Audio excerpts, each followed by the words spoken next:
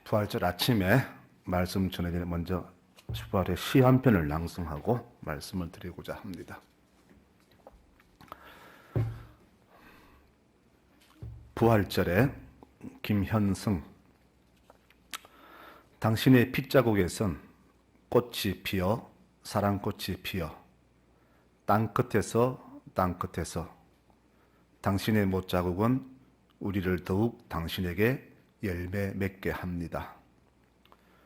당신은 지금 묻은 밖 온 천하에 계십니다. 두루 계십니다. 당신은 당신의 손으로 로마를 정복하지 않았으나 당신은 그 손의 피로 로마를 물들게 하셨습니다. 당신은 지금 유태인의 옛 수의를 벗고 모든 사월에 관해서 나오십니다. 모든 나라가 지금은 이것을 믿습니다. 정거로는 정갈 수 없는 곳에 모든 나라의 합창은 우렁차게 울려납니다. 해마다 3월과 4월 사이에 훈훈한 땅들은 밀알 하나가 썩어서 다시 사는 기적을 우리에게 보여줍니다. 이 파릇한 새 목숨의 순으로, 이렇게 부활 아침의 말씀을 시작합니다. 올 것 같지 않았던 봄은 우리 곁에 왔습니다. 아름다운 꽃잎과 함께 점점 봄은 무르익어 갑니다. 봄은 봄바람과 함께 오는 것이 아니라 부활과 함께 옵니다. 또 봄은 부활이 있어야만 봄이며 부활 없는 봄은 봄이 아닐 것입니다. 전혀 생기 없을 것 같은 나무에 우음이 돋고 꽃이 피어 봄의 화려함을 자랑합니다. 이 모두 다 부활의 증거입니다.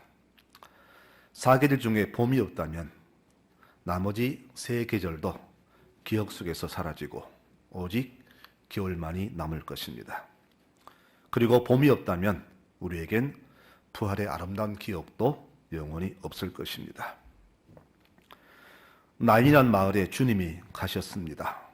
이 마을은 이스라엘 시골에 있는 작은 산골 마을이며 주변에 공동묘지가 많아서 음침한 분위기가 감도는 그런 마을입니다. 예수님은 그곳에서 우연히 장례 행렬을 만났습니다. 그 행렬을 한두 번 보신 것도 아닌데 그날의 장례는 주님의 시선을 끌기에 충분했습니다. 왜 그럴까요? 너무나 슬피 울며 몸부림치는 한 어머니의 눈물을 보셨기 때문입니다. 어느 장례라도 눈물 없는 장례는 없지만 그날 그 어머니의 눈물은 우리 주님의 마음을 움직이기에 충분한 눈물이었습니다. 남편을 일찍 잃고 홀로 키운 외아들이 세상을 떠나간 겁니다. 여자의 몸으로 그 아들을 어떻게 키웠을까요? 아마 말로 다 표현하지 못할 만큼 죽을 고생을 했을 겁니다. 그런데 그 아들이 꽃도 피우지 못한 채 이 땅을 떠나갔습니다. 내 사랑하는 가족을 잃은 것만큼 가슴 아픈 일은 없지요. 더구나 내 몸으로 낳은 자식을 먼저 보내는 아픔은 그 어떤 말로도 표현이 안 됩니다. 부모는 땅에 묻지만 자식은 가슴에 묻습니다. 저 죽은 아들을 살릴 수만 있다면 내가 무슨 일은 못할까요? 그런데 그렇게 할 수 없으니 어머니는 그저 그 죽음 앞에서 목 놓아 울 뿐입니다. 예수님도 남편을 먼저 보낸 자기 생모 마리아의 울음과 동생들의 눈물을 보았을 겁니다. 사별은 우리 인생사의 보통으로 일어나는 그런 일입니다. 순간은 마음이 아플지 몰라도 지나가고 나면은 쉽게 잊혀질 그런 평상시의 일일 뿐입니다. 그런데 자녀를 먼저 보낸 그 어미의 울음은 차마 못 본 척 지나칠 수 없는 그 고통 그 자체였습니다. 그 아픔이 주의 발걸음을 멈추게 했습니다. 주님이 멈추시고 그분의 시선이 머무는 곳에는 항상 기적이 일어났습니다. 오늘도 주의 발걸음과 시선이 우리 교회에, 우리 마을에, 우리 가정에 머무시기를 소망합니다. 성경은 이 모습을 이렇게 기록합니다. 주께서 과부를 보시고 불쌍히 여기사 울지 말라, 이렇게 성경을 기록합니다. 그날 아침에 나인 성문 입구에서 두 행렬이 마주쳤습니다. 장례 행렬과 예수님의 행렬입니다. 죽음의 행렬과 생명의 행렬이 정면으로 마주친 겁니다. 우리 삶은 늘 이 두 행렬이 항상 마주치는 그런 일상입니다.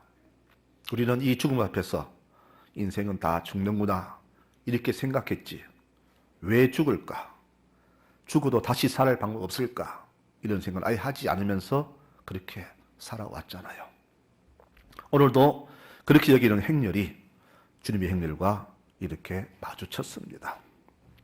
장례 행렬은 죽음의 행렬이요, 소망이 없는 행렬입니다. 그런데 그 소망 없는 행렬 앞에 소망 주시는 주님의 행렬이 가로막았습니다.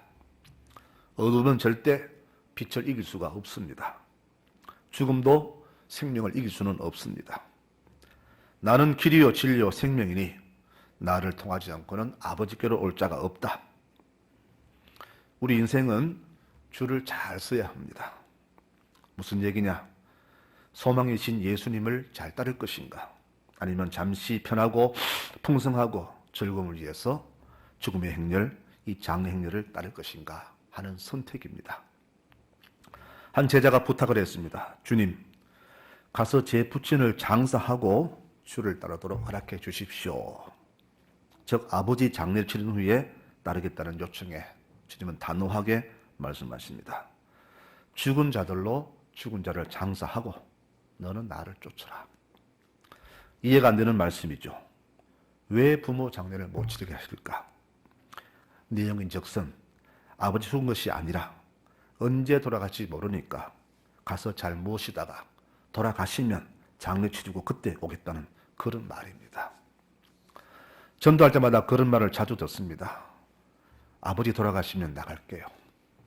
시어른이 너무 완고해서 돌아가시면 그때 나갈게요. 남편이 한 집안에 두 종교 있으면 혼란스럽다고 가지 말래요.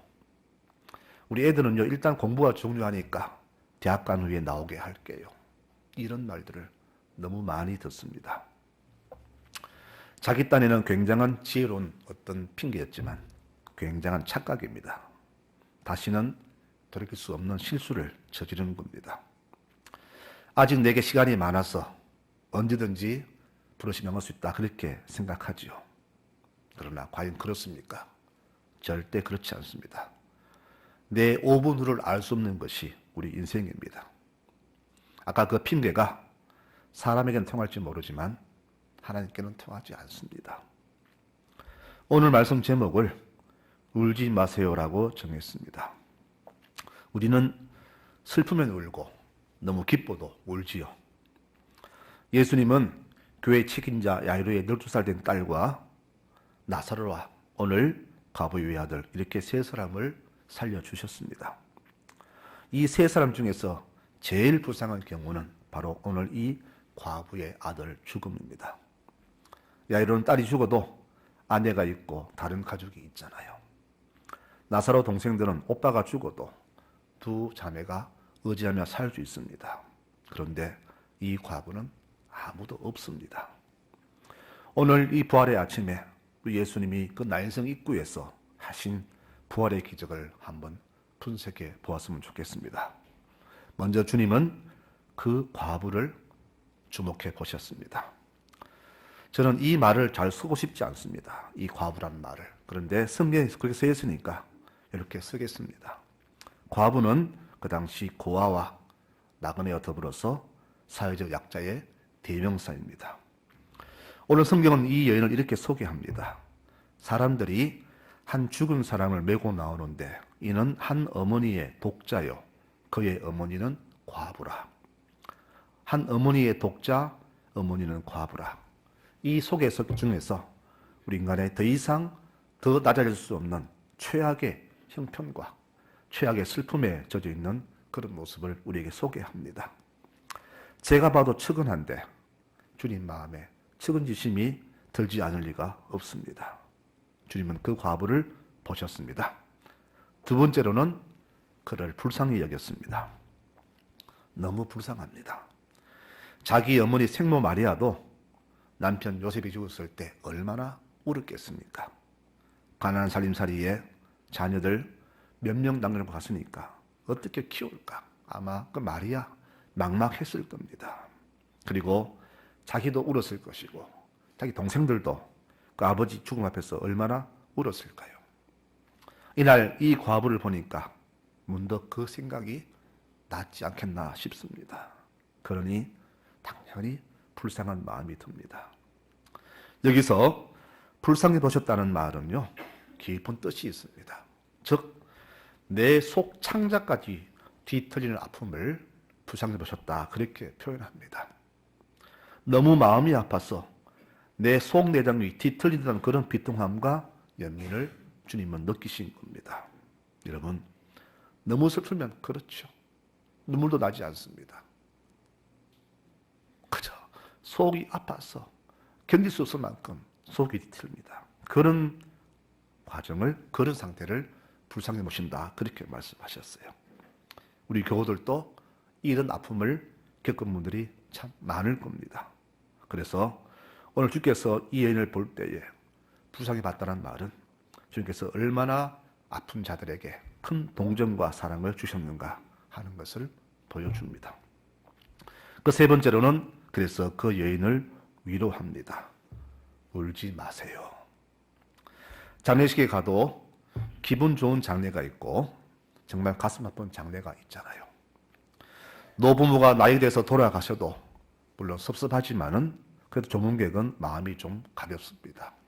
그런데 아직 젊은 친구가 가족을 남겨놓고 먼저 가면 그 장례식은 정말로 마음이 아프잖아요. 주님도 그 장례를 보시면서 그런 마음이 들었을 겁니다. 그리고 위로하죠. 어머니, 울지 마세요. 형식적인 말이 위로가 아닙니다. 그 말에는 내가 당신의 아픔을 치료해주겠다는 그런 결단이 내포되어 있습니다. 그리고는 그 관에 손을 댑니다. 율법에는 관에 손을 대면은 부정죄가 됩니다. 죽음을 죄의 대가로 여기던 시대이기 때문에 죽은 자에게 손을 대는 것은 큰 부정죄가 됩니다. 그러나 주님은 생명을 위해서 그 어떤 법도 어떤 규칙도 다 초월하십니다.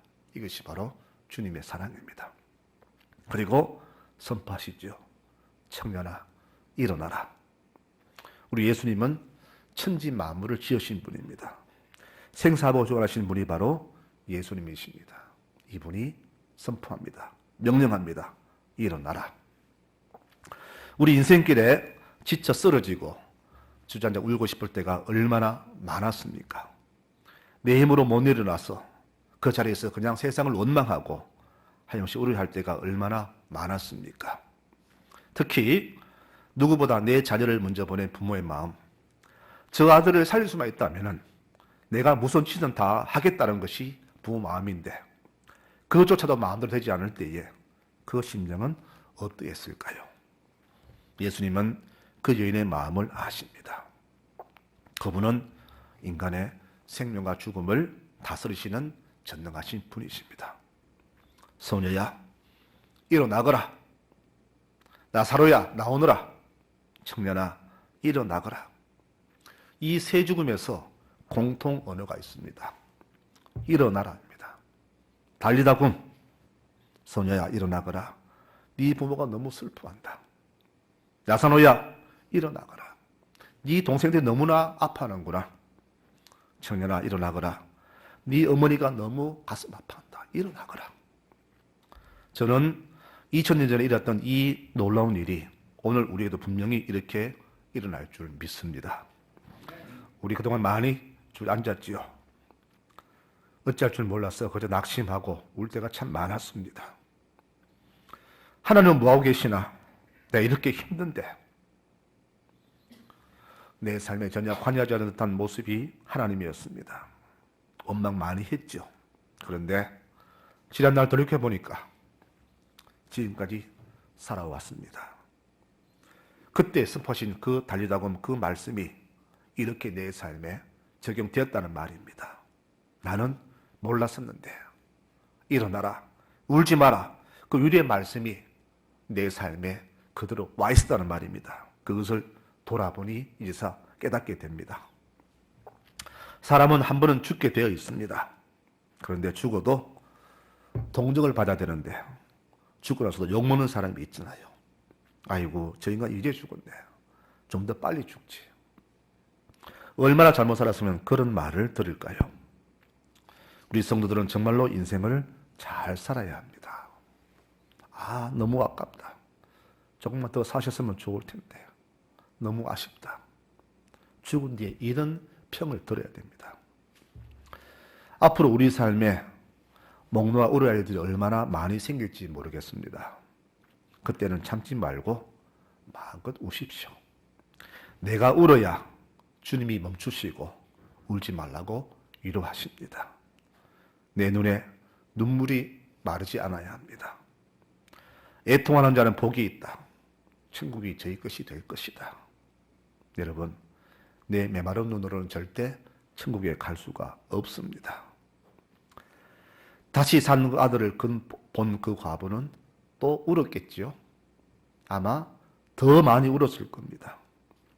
같은 울음인데 이전의 울음은 비통의 울음이었으나 이제는 기쁨과 감사의 눈물로 바뀌었을 뿐입니다. 살아난 예쁜 딸을 보면서 또 다시 살아난 오빠를 보면서 야이로와 그 두 여동생 역시 놀라운 감사의 눈물을 흘렸을 겁니다. 성도 여러분, 예수님은 부활하셨습니다. 부활하시면 뭡니까? 우리에게 이렇게 비통의 눈물이 아니라 이렇게 감격의 눈물을 다시 주신다는 그런 말이 되겠죠. 나를 믿는 자는 죽어도 살고 살아서 믿는 자는 영원히 죽지 않는다. 같은 말입니다. 나를 믿는 자 안 죽는다 그랬어요. 죽어도 산다. 내가 영원히 부활한다는 것을 강조하기 위해서 두 번씩이나 강조하신 그 말씀입니다. 그리고 말씀대로 친히 당신은 살아나셨습니다. 이제 우리에게 죽은데 어떻게 살아나나 이런 논쟁은 아무런 의미가 없습니다. 누가 봐서 어떻게 부활이 있을 수 있느냐 이 말하는 사람과 아예 상종하지 마십시오. 그것은 더 이상 의미가 없습니다. 누가 뭐라 해도 부활은 있습니다. 유명한 의사가 부활이 없다, 과학자가 아무리 봐도 부활이 없다 해도 또 세상 지식에 부활은 없다라고 우리에게 가르쳐도 부활은 있습니다. 주님이 살아나셨잖아요. 그리고 그 본자들이 500명이 넘잖아요. 우리는 바로 이 부활을 믿는 사람들이고 장차 이 부활을 경험할 소망 가진 사람들이 아닙니까? 이제 우리가 중요한 것은 나도 이 부활에 과연 동참할 수 있을까 하는 믿음이 중요합니다. 부활은 내가 죽어야 경험합니다. 안 죽으면 절대 부활할 수 없습니다. 한 알의 밀이 땅에 떨어져 안 죽으면 한 알 그대로 있지만 죽으면 많은 열매를 맺는다. 내가 믿음으로 살아야, 믿음으로 살다가 죽어야 부활을 경험할 수가 있습니다. 그냥 교회에 발걸음만 왔다 갔다 하는 그런 종교 행위 말고 진정으로 주를 위해서 나를 죽일 수 있는 그런 믿음으로 살아야 내게 부활의 생명이 주어집니다. 요한복음 12장에서 주님께서는 우리에게 의미심장한 말씀을 주십니다.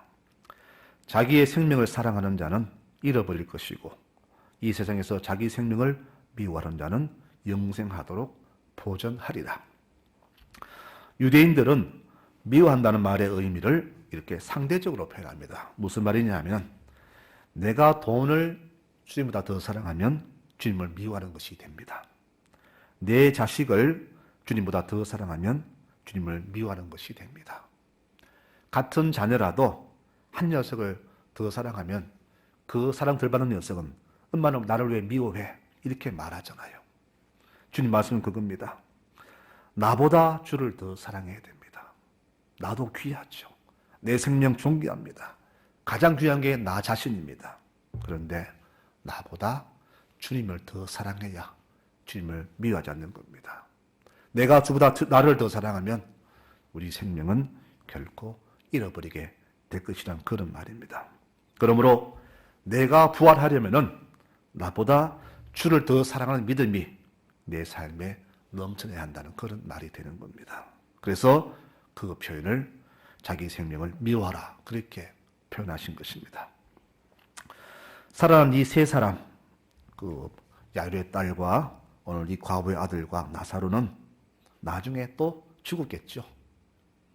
영원히 살지 못했을 겁니다. 이들은 또 죽음으로써 남은 가족이나 사랑하는 사람들에게 또 다시 슬픔을 주었을 겁니다. 그런데 우리가 원하는 부활은 그런 부활이 아닙니다. 다시는 슬픔이 없는 영원한 기쁨 누리는 그런 부활을 우리는 지금 소망하고 있습니다. 그런 말씀이 고린도전서 15장에 나옵니다. 썩을 것으로 심고 내 몸이 썩잖아요. 썩지 아니할 것으로 다시 살아난다. 욕된 것으로 심고 영광스러운 것으로 다시 살아나고 약한 것으로 심고 강한 것으로 다시 살아나며 육의 몸으로 심고 신령한 몸으로 다시 살아난다. 이것이 바로 예수님의 부활입니다.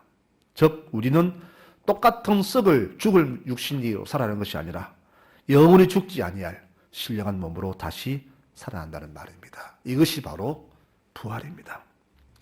지금 우리의 이 몸은 내 혼에 의해서 지배받는 그런 육의 몸이지만은 내가 받을 부활의 몸은 하나님의 영의 지배를 받는 온전한 하나님 그런 백성으로의 부활이 될 것입니다.